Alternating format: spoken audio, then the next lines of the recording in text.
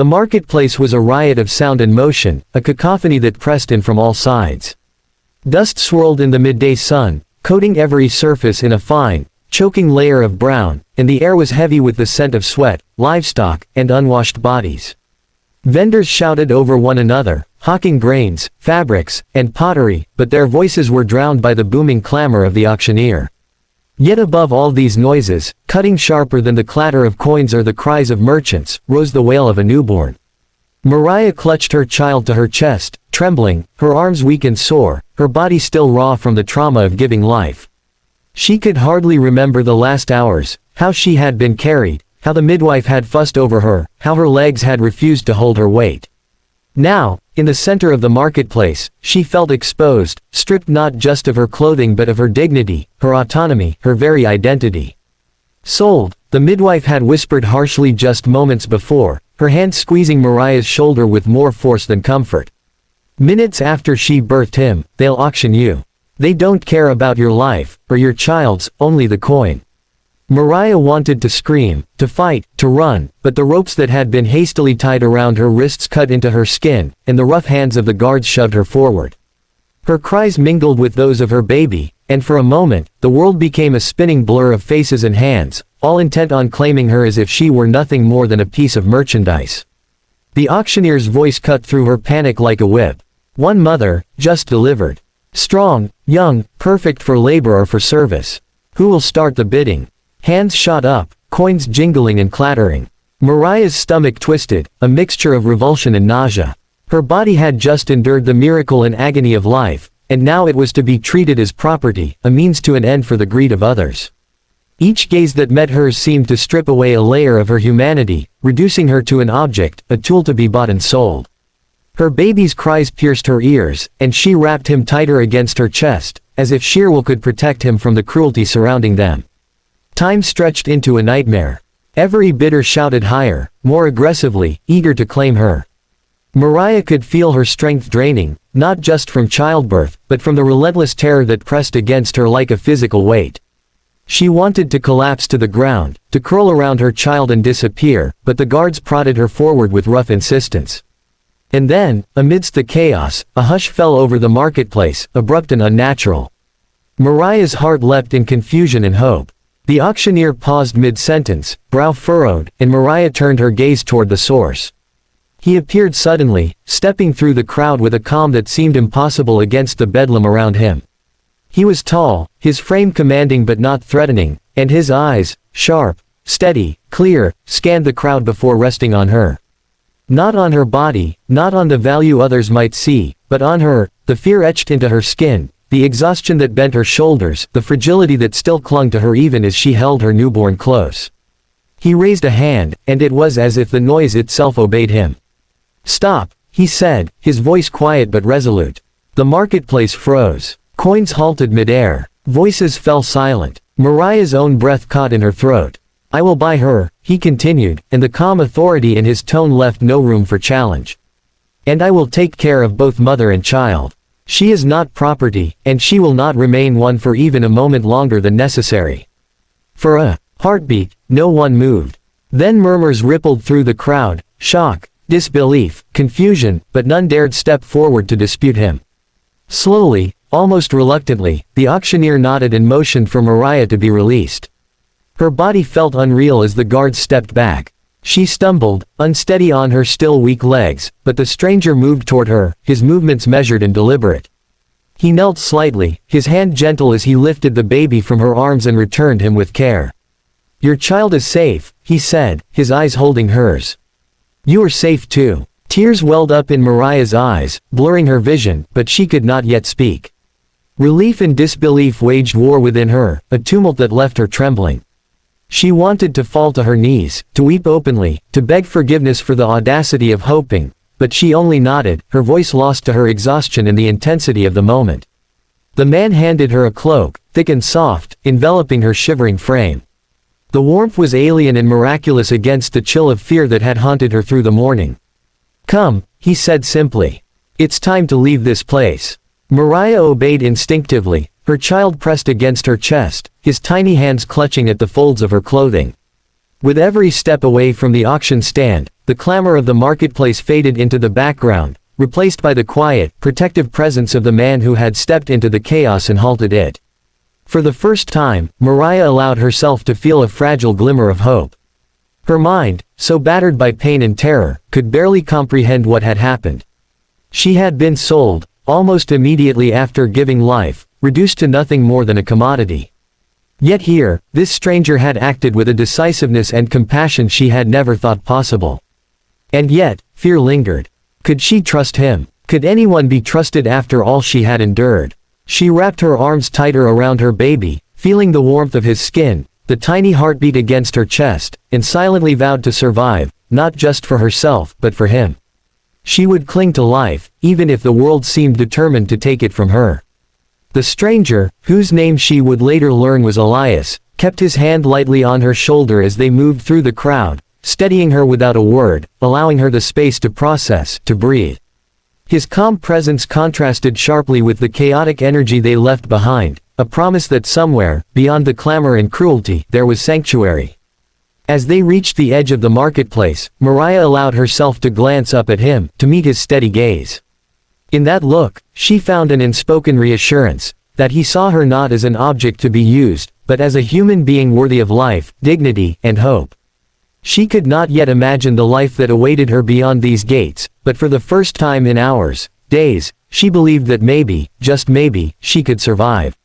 She pressed her child closer, feeling the gentle rise and fall of his tiny chest, and whispered, though he could not understand, "We will live. Somehow, we will live."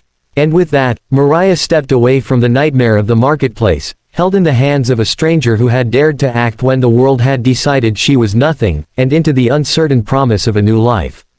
The carriage rolled along a narrow, winding road, the rhythmic clatter of wooden wheels against cobblestones the only sound aside from the occasional soft cooing of the baby in Mariah's arms. The world outside the carriage was a blur of golden fields and distant hills, but inside, the air was thick with tension, exhaustion, and an almost surreal quiet. Mariah had not spoken since leaving the marketplace. Her lips were dry, her throat raw, and her mind swirled with disbelief and gratitude. She still could hardly believe what had just happened. The stranger, Elias, she had learned, sat across from her, silent and watchful. His presence was steady, commanding without demanding attention, and she found herself drawn to it even as fear lingered in her chest.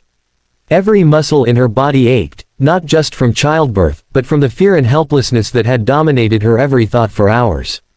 Yet despite her exhaustion, despite the lingering terror, a seed of hope had been planted, fragile and trembling, but alive. Finally, unable to contain the torrent of questions and emotions any longer, she whispered, her voice hoarse, why would you do this?" Elias's eyes, dark and steady, met hers. There was no judgment, no condescension, only a quiet understanding that seemed almost impossible to find in a world that had treated her as nothing more than a commodity. "Because no one has the right to take life," he said simply. "Or to use it as a means to profit. You have endured enough. Your child deserves love. So do you." Tears pricked at the corners of her eyes, and she felt her body begin to shake, not from the cold, but from the sheer weight of relief, disbelief, and exhaustion. She had carried life within her, had struggled and screamed and suffered, only to be sold like livestock minutes after giving birth. And now, by some miracle, a man had stepped into that nightmare and stopped it, not because he had to, but because he recognized her humanity. She clutched her child closer, rocking him gently. The baby's tiny fists curled against her chest, and his soft breathing seemed to anchor her, pulling her back from the edge of despair. "I don't understand why anyone would care," she murmured, her voice barely audible over the soft whimper of the infant. Elias's gaze softened. "Care is a choice," he said. "Some people choose not to. Some do. Today, I chose to care. Tomorrow, I will keep choosing." The carriage dipped and swayed as they continued along the uneven road. Mariah's mind drifted, processing the events of the morning, the auction, the cold hands that had pushed and pulled her, the screaming crowd, and the way Elias had stepped in like a force of nature, cutting through the chaos as if it were nothing. She thought of her family, of the promises that had brought her here, and of the bitter realization that some of those promises had been built on deception. And yet, despite all that, she felt something she had not known in years: safety. When the carriage finally reached the estate, Mariah's breath caught. The house was large, but not intimidating. It radiated warmth, with soft light spilling from windows and smoke curling gently from a chimney. The air smelled of baked bread, fresh herbs, and something unfamiliar but comforting: cleanliness, order, and life. Servants moved quietly about, their expressions respectful, aware that something significant had just occurred. Elias opened the carriage door and stepped down first, offering a hand to Mariah. She hesitated for a moment, her body still weak, but took it, leaning on him as they moved toward the house. The warmth from the doorway enveloped her, a stark contrast to the marketplace's dust, noise, and cruelty. For the first time in her life, she felt that survival was not merely an escape, it was a possibility. Inside, the house was modestly elegant, yet comfortable. Elias led her to a room that had been prepared for her, and she sank onto the bed, still holding her baby. The room smelled faintly of lavender and linen, a stark difference from the acrid air of the marketplace. For a moment, Mariah simply sat there, overwhelmed by the luxury and care, unsure if she even deserved it. Elias set the baby's cradle nearby and spoke gently, "Rest. Your body and soul need it. Tomorrow, we begin anew." She nodded, tears streaming freely now, unashamed. Exhaustion and emotion mingled in a storm that left her shivering, but there was no fear now, only a fragile sense of hope. She stroked her baby's soft hair, feeling his tiny heartbeat, and whispered promises she hoped she could keep. "We will live. We will survive. I will protect you." Days passed slowly, each one a mixture of recovery, cautious observation, and the gradual rebuilding of trust. Mariah learned that Elias's care was not a charity, it was respect. He provided food, warmth, and comfort, but he also gave her agency, consulting her about her child, asking her thoughts, never forcing her into decisions. It was a strange, almost unbelievable freedom, one that she had never known existed. The fear that had clung to her like a shadow began to lift, replaced by the faint light of autonomy and dignity. One evening, as the sun dipped low, painting the sky in streaks of gold and crimson, Mariah sat by the window, rocking her baby. He slept peacefully now, his breathing steady, his tiny hands curling and uncurling with innocence untouched by the cruelty of the world. Elias stood quietly behind her, his presence solid but unobtrusive. "You've done well," he said softly, his voice carrying a weight that made her start slightly. "Not just surviving, but living. That is the hardest task of all." Mariah turned, meeting his gaze. Gratitude spilled from her eyes, mingled with the remnants of fear still clinging stubbornly to her heart. "You saved me," she whispered. "No," he said, shaking his head. "You saved yourself. I only gave you a chance. You took it." The words settled over her like a warm blanket, and she understood something she had never realized: survival was not enough. To live fully, to reclaim one's humanity after suffering, required courage, resilience, and the opportunity to make choices. Elias had given her the opportunity, she had taken it. She looked down at her child, feeling the steady beat of his heart, and the small, comforting weight of his body against her own. For the first time, she allowed herself to dream, not of mere survival, not of fleeing, not of hope in the abstract, but of a future she could shape. A future defined not by cruelty or oppression, but by her own hands, her own choices. The night deepened around the estate. Lanterns cast soft glows across the walls, shadows dancing lightly as the wind whispered against the windows. Mariah's baby slept soundly, unaware of the horrors his mother had endured, and for the first time, she believed he could grow up safe, loved, and free. Elias remained at the window, a silent guardian, watching over both mother and child. He did not speak, but his presence was reassurance enough, a promise that the past, no matter how cruel, did not have to define the future. Sometimes, he knew, salvation did not come from grand gestures alone, but from the quiet decisions to act when the world had declared one unworthy. Mariah finally let herself relax, sinking back into the bed with her baby in her arms. Tears still threatened, but they were no longer only of grief. They were of relief, of gratitude, of the fragile, astonishing wonder of life continuing despite everything. And as the night wrapped around them, a sense of peace settled into her bones, a truth she could hold onto. She had been given not just safety, but a chance to be reborn into a life of dignity and love, alongside the man who had seen her as more than just a commodity. And in that moment, Mariah understood what it meant to be truly free, not merely to survive, but to live, to hope, and to reclaim the life she was always meant to have.